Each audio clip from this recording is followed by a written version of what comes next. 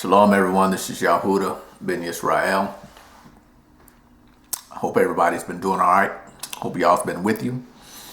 I'm going to go ahead and continue with the last video that I posted. I talked about the priest of the household and the husband being the priest of the household, and I talked about the different laws that the priests deal with when it comes to infections, basically, and being the judge of the household as well, which is what a priest does too. But I'm going to go into a little bit more detail about how the healthcare system is actually set up within the law in the Old Testament, and how it actually is applicable today. Actually, what it is, it's like our own version of the Center for Disease Control and the Food and Drug Administration. Yes, that's what it basically is. And I'm going to go ahead and start with Numbers 2 and verse 1. And it says, these also are the generations of Aaron and Moses in the day that the Adonai spoke with Moses in Mount Sinai. In verse 2, and these are the names of the sons of Aaron: Nadab, the firstborn; Abihu, Eleazar, Ithamar. These are the names of the sons of Aaron, the priests which were anointed, whom he consecrated to minister in the priest's office. And I'm going to skip down to verse 5. And it says, and the Adonai spoke unto Moses, saying, bring the tribe of Levi near, and present them before Aaron the priest, that they may minister unto him. And they shall keep his charge, and the charge of the whole congregation before the tabernacle of the congregation, to do the service of the tabernacle. Now, minister means help. That's what that means. So what's happened here is the tribe of Levi, the whole tribe, was presented before Aaron the priest, that they may help him. And they shall keep his charge and the charge of the whole congregation before the tabernacle of the congregation, to do the service of the tabernacle. Now, what is the tabernacle, you ask? Well, the tabernacle was later turned into what we now call the temple.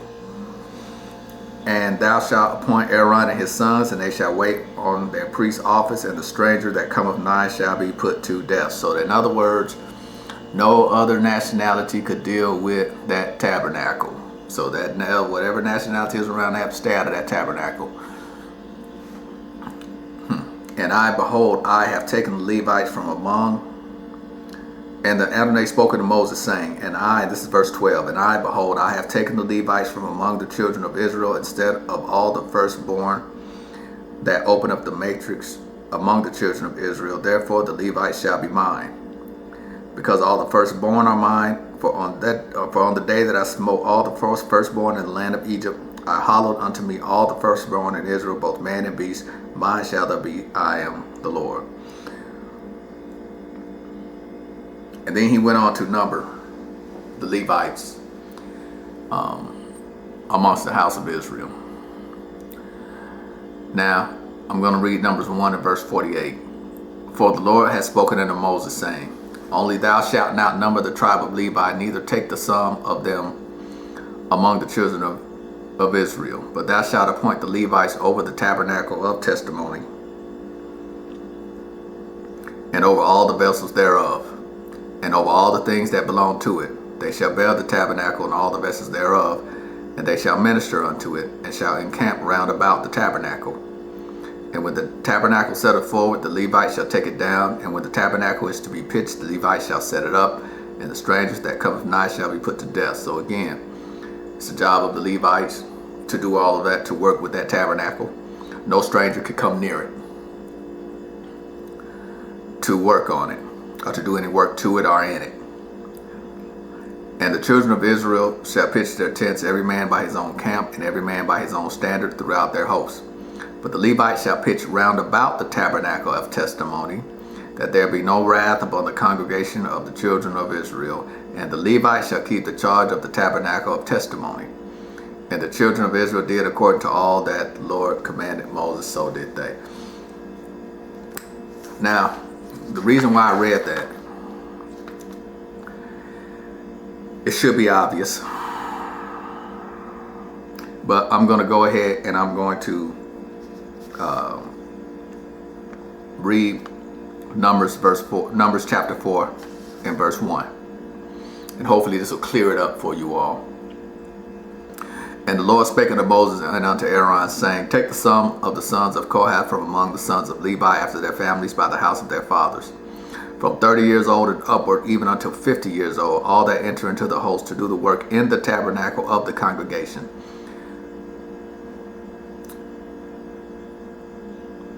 And then he went into what their job would be as far as the holy things go, and dealing with the tabernacle. Now, like I already said, for those of you who don't know, that tabernacle later on became the temple, which we know of as the body.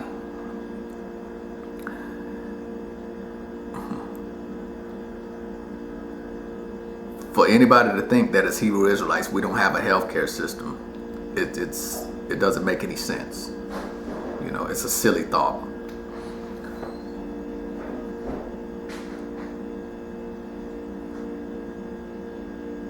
So when you read this, understand that what you're talking about is a nation of people who actually have a judicial system, a healthcare system, an educational system, an economic system also.